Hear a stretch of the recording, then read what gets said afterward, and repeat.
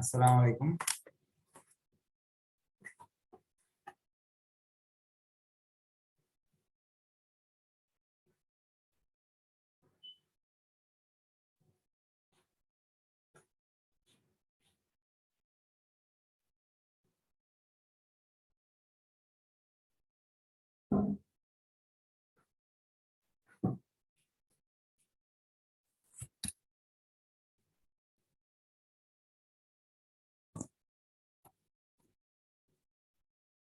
আসসালামু আলাইকুম। ওড়িশার লাইভ ক্লাসে সবাইকে স্বাগত।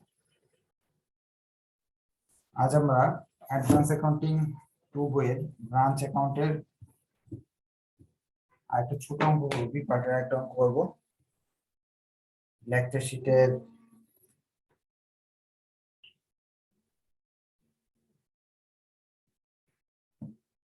প্রবলেম 7 মনে হয়। প্রশ্ন চলে যাচ্ছি। প্রবলেম 7।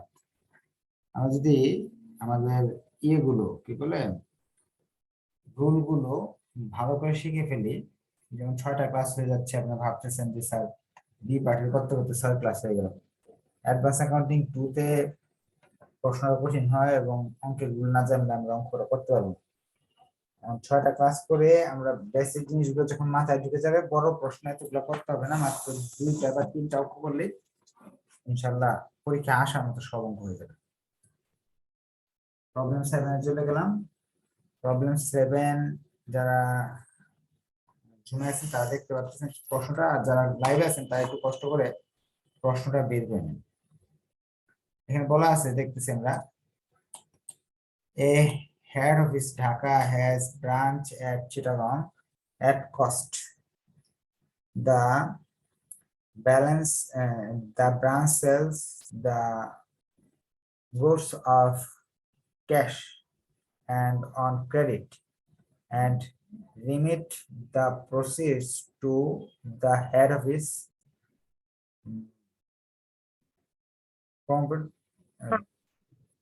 একটু কিছু বললেন?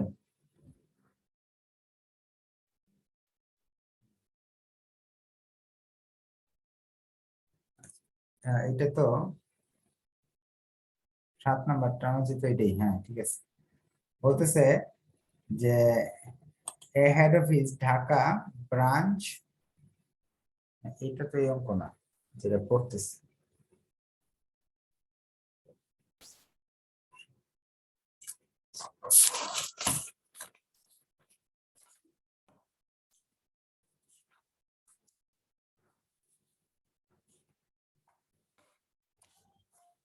Hello. A head office in Dhaka has a branch at Chittagong to which goods are invoiced by the head office at cost plus 25%. এই এতটুকু কথাতে আমরা বুঝতে পারলাম আমাদের এটা কি মেথড। এটা হলো ইনভয়েস প্রাইস মেথড। এরপর বলতেছে all cash received by the branch is daily remit to the head office. আর সবগুলো টাকা নগদ নিয়ে দিই, এগুলো আমাদের কাজের না। all expense are paid from Dhaka, যা পেমেন্ট করা হয় হেড অফিস থেকে, সব ঢাকা থেকে পেমেন্ট করে দেওয়া হয়। from the following particular show how the branch account will appear in the head office book.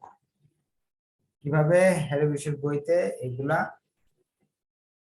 লিখবে। entries are to be made in invoice price। আবার সুন্দর করে ইনভয়েস প্রাইস যে করতে হবে সেটাও লিখে দিছে।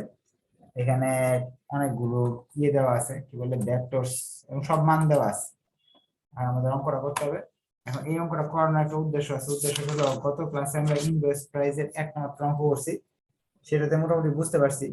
আবার আজকে করলে একেবারে ইনভয়েস প্রাইসের সব ধরনের নিয়ম আমরা পেয়ে যাবো নেক্সট ক্লাস। কারণ যেহেতু পরীক্ষায় 2টা নিয়মের মধ্যে একটা আসবে, বিশেষ করে ইনভয়েস প্রাইস থেকে একটা অঙ্ক আসবে বড় প্রশ্ন। এবার ইনভয়েস প্রাইসটা এই জন্য একটু সময় নিয়ে আমরা শিখলাম। তাহলে আমরা সব করে ফেলি, যেহেতু ব্রাঞ্চ অ্যাকাউন্ট করতে বলছে, ব্রাঞ্চ অ্যাকাউন্টে সব করে ফেলতেছি।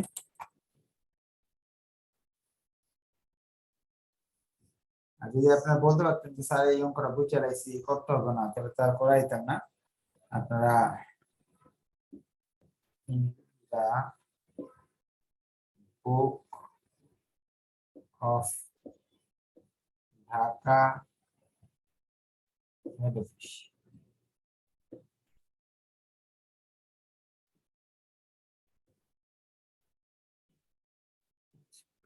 এখন এখানে বলছে ডিটেলস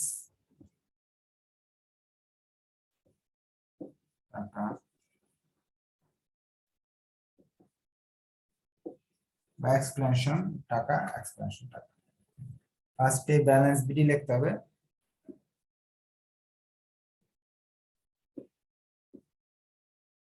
ব্যালেন্স বিডি লিখে কি কি আছে দেখতে হবে স্টক থাকে সাধারণত আর হলো ডেপ্টরস দেখি আমরা ইয়েতে যাই প্রশ্নে চলে যাচ্ছি প্রশ্ন বলতেছে স্টক 12,500 টাকা স্টক দেওয়া আছে 12,500 তো এখানে দেখাতে হবে 12,500 না দেখাতে হবেই এখন এই 12,500 ভিতরে কি আছে মুনাফা অন্তর্ভুক্ত আছে ওপেনিং স্টকের উপর যে 12,500 টাকার মুনাফাটা আমাকে বের করে ফেলতে হবে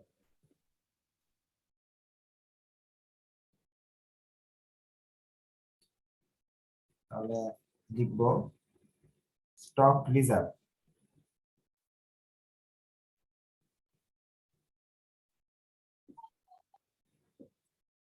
12,500 ওয়ার্কিং করে নিতেছি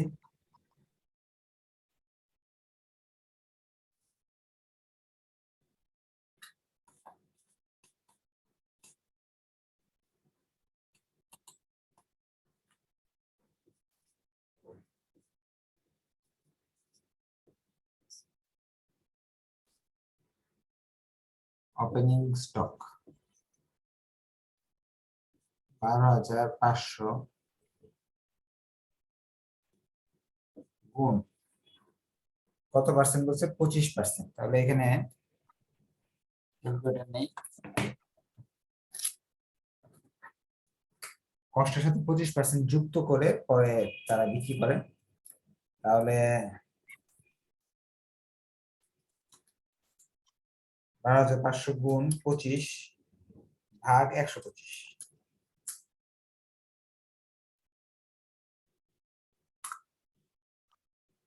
12,500 গুণ 25 ভাগ 125 আরে যত পার্সেন্ট বলবে যেমন ধরেন এখানে কত 25% হচ্ছে এখানে 25 লিখবো নিচে হলো 100 যোগ 25 কেন এটা কত ক্লাসে বলছিলাম যে মুনাফা বলতেছে এইখানে যে টাকাটা আছে 12,500 এই টাকাটার ভিতরে মুনাফা অন্তর্ভুক্ত আছে কস্টের উপর 25% ধরা হয় কষ্ট তো আমার এখানে দেওয়া নাই টোটাল দামটাই দেয়া আছে এই জন্য আমরা কি করলাম এই সূত্র ব্যবহার করে বের করলাম 2,500 টাকা এখানে লিখলাম 2,500 টাকা কোশ্চেন থাকলে সরাসরি কোশ্চেন করার সুযোগ আছে এরপর আমরা চলে যাচ্ছি প্রশ্নে আবার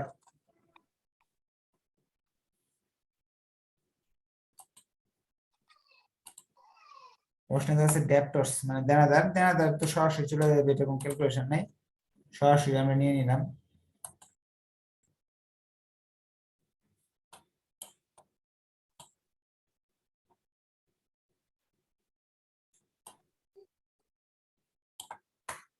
ডেপ্টরস দেয়া আছে হলো 12,000 টাকা এরপর প্রশ্নে দেওয়া আছে গো রেমিটেন্স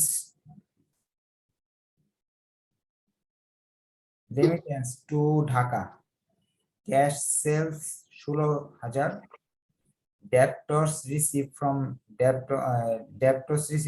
debtors 29,500 এই দুইটাই আমরা টাকা পাইছি টাকা পাইলে তো এখানে আসবে ব্যাংক নাম দিয়ে ক্যাশ সেলস নগদে বিক্রি করে টাকা পাইছি যেটা 16,000 আর ডেপ্টরস এর কাছ থেকে পাইছি 29,500 এরপর আমরা চলে যাচ্ছি এরপরে আইটেমটাতে,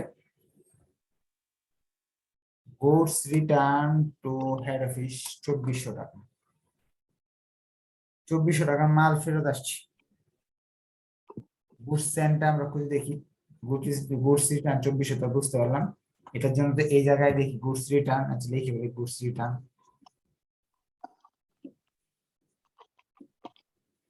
গুডস রিটার্ন আছে হলো 2400 টাকা। গুডস সেন্ট আসে এই পাশে, গুডস রিটার্ন লোডিংটা এই পাশে আসবে অবশ্যই, কিন্তু আমরা একটা শর্টকাটে করবো, কারণ বারবার ক্যালকুলেশন করা ঝামেলা। গুডস সেন্ট থেকে গুডস সেন্টের যে টাকাটা আছে সেখান থেকে গুডস রিটার্নের টাকাটা বাদ দিয়ে পরে স্টক রিজার্ভ বের করবো, তাহলে আমাদের একটা ক্যালকুলেশন কম করতে হবে। আচ্ছা দেখাচ্ছি কিভাবে করবো। আমরা চলে যাচ্ছি, বুঝেন নাই? আচ্ছা, গত ক্লাসে করছিলাম কি, আমরা জানি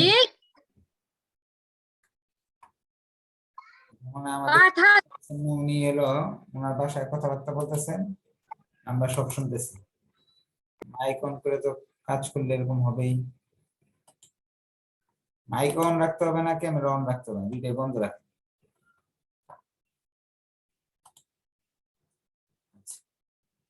চলে গেলাম আবার আমরা স্ক্রিনে।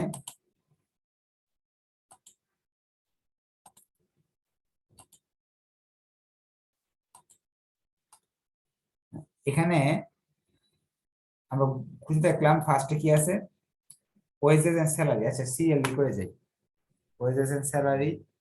এখানে গুডস এন্ড এর জন্য একটা জায়গা রেখে দিলাম, ব্যাংক নামে লিখে ওয়েজেস যেটা আছে সেই লিখলাম। ওয়েজেস দেওয়া আছে হলো 11,000 টাকা, সরাসরি ঘরে লিখে বলি। স্যালারি দেওয়া, রেন্ট দেওয়া আছে 3,000, সানডে এক্সপেন্স দেওয়া আছে হলো 500, সানডে এক্সপেন্স ডিবিট খরচ দেওয়া আছে 510 টাকা। তারপরে দেওয়া আছে হলো স্টক অন 31 ডিসেম্বর 15,000 টাকা। তারপর ডেপ্টস দেওয়া আছে। গুডস এন্ড এর টাকাটা, ও গুডস এন্ড আমরা মিসিং করে ফেলছি, এদিকে ছিল এই যে গুডস ইনভয়েস ফ্রম ঢাকা 40,000 টাকা, বাম পাশে দেওয়া ছিল লিখিনি, গুডস এন্ড 40,000 লিখে দিলাম। এখন গুডস এন্ড এর রিজার্ভ লিখতে হবে এই জায়গায়, গুডস রিটার্ন এর রিজার্ভ লিখতে হবে এই জায়গায়। গুডস পাঠাইছি আমরা 40,000, রিটার্ন পাইছি 2400।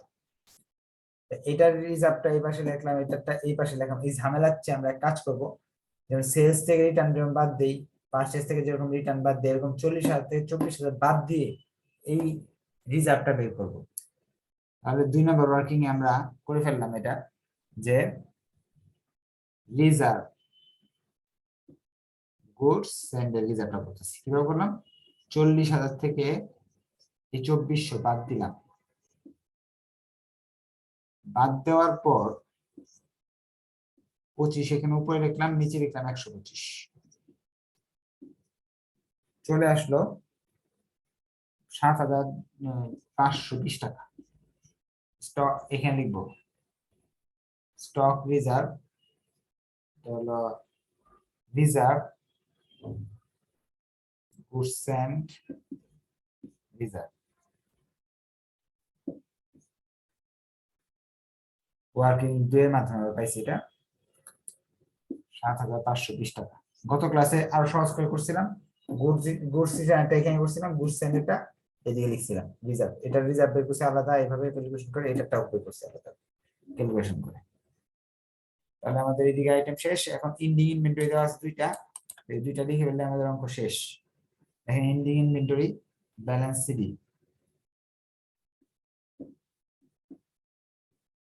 ব্যালেন্স সিডির মাঝে স্টক দেওয়া আছে প্রশ্নে, আর ডেপ্টস দেওয়া আছে। স্টকের মান দেওয়া আছে 15,000 টাকা, ডেপ্টস এর মান দেওয়া আছে 22,500 টাকা। স্টকেরটা আমার এই পাশ দিয়ে রিজার্ভ করতে হবে। স্টক রিজার্ভ ইন্ডিং স্টক স্টকের আছে হলো 15,000। এই 15,000 তাহলে 25 দিয়ে গুণ 125 দিয়ে ভাগ, মান আসবে 3,000 টাকা। লিখে বললাম 3,000। এই জায়গায় এটা এই পাশে লিখতে হবে স্টক রিজার্ভ এন্ডিং স্টক 3,000। যোগ করবো, অঙ্ক শেষ। কারো যদি কোনো কোয়েশ্চেন থাকে তাহলে বলতে পারেন। গত ক্লাস আর এই ক্লাসের অঙ্ক মোটামুটি সেম টু সেম, কিন্তু যেহেতু স্টক রিজার্ভের কি বলে এই ইনভয়েস প্রাইসের মেথডের অঙ্ক পরীক্ষা একটা আসবেই, তাই একরকম অঙ্ক দুইটা করানোর ফলে দুর্বল ছাত্র যারা আছে ওদের জন্য উপকার হলো। এটা থেকে এটি সব বাদ দিলাম, বাদ দিলে মান চলে আসছে 13,410 টাকা। এইটার নাম হলো জেনারেল প্রফিট। গত ক্লাসে একজন বলেছিল যে স্যার এই প্রফিটটা মিলে নাই, আমি বই থেকে তো উড়ে ফেলছি, এই জন্য হয়তো বা বইয়ের ক্যালকুলেশনটা ভুল হইতে পারে। আপনারা সবগুলো এগুলো যোগ করে দেখে নেবেন, তাহলে ক্যালকুলেশন ভুল হওয়ার সম্ভাবনা থাকবে না। আচ্ছা, কি বুঝতে পারছেন? যদি কারো কোনো কোয়েশ্চেন থাকে তাহলে এখন বলতে পারেন। মনে হয় না কারো কোনো কোয়েশ্চেন আছে। বাসায় এই টাইপের অঙ্ক স্যার আমার কোশ্চেন আছে। কোয়েশ্চেন বলেন। স্যার মানে কস্ট প্লাস থাকলে ইনভেস প্রাইস, যদি কস্ট প্রাইস বলা থাকে এইভাবে ধরা থাকে 25% বা 33%। আচ্ছা, শুধু 33% 25% এটা কিছু গণনা থাকলে এইভাবে করে যাবো যেমন করা আছে। সাধারণত আপনি যেটা কোনো ইয়ে করতেছেন ওই সরাসরি 20%, আসলে এরকম অঙ্ক নাই বইতে। সবগুলোই হলো আপনার এই দেওয়া থাকে কস্ট প্লাস বললে সূত্র, যে সূত্র ব্যবহার করতে উপরে 25 নিচে 125। আপনি বই থেকে দেখবেন এই নিয়মেরই আছে। ও অন্য রকমের অঙ্ক অনেক কম। যদি প্লাস না দেওয়া থাকে তাহলে শুধু কষ্টটা দেওয়া থাকার এরকম অঙ্ক নাই। আপনি প্রশ্নের উত্তরটা আমরা পাইছেন, না পাইলে আবার বলেন।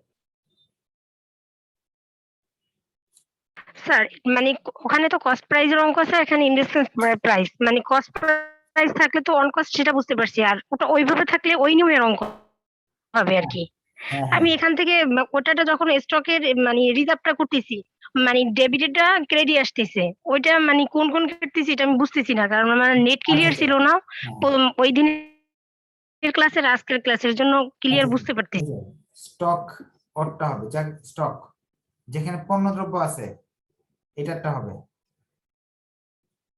আর এই যে এটা রিজার্ভ যেখানে গেল, আর গুডস সেন্ড এটা যে এখানে গেছে, তো এই যে গুডস সেন্ড যেখানে পণ্যদ্রব্য আছে এখানে আসবে এন্ডিং ইনভেন্টরি আর গুডস রিটার্ন। এই চারটারই এরকম ক্যালকুলেশন করতে হবে। ওপেনিং এরটা এখানে করছি, এন্ডিং এরটা এখানে করছি, আর এই দুইটার জন্য আলাদা না করে গুডস সেন্ড গুড রিটার্ন বাদ দিয়ে একসঙ্গে করে ফেলছি দুইটা, তাহলে আমাদের একটা ক্যালকুলেশন কম করতে হলো। আগের ক্লাসে দুইটা আলাদা করে দেখাইছিলাম, এই ক্লাসে দুইটা একসঙ্গে করেছি। আপনি কি বুঝতে পারছেন বিষয়টা? হ্যাঁ স্যার বুঝতে পারছি, শুধু পণ্য দ্রব্য থাকলেই এভাবে চেঞ্জ হয়ে আবার আসবে, এটা আর কি, এটাই বুঝতেছিলাম না যে কোন কোন ক্ষেত্রে আসবে।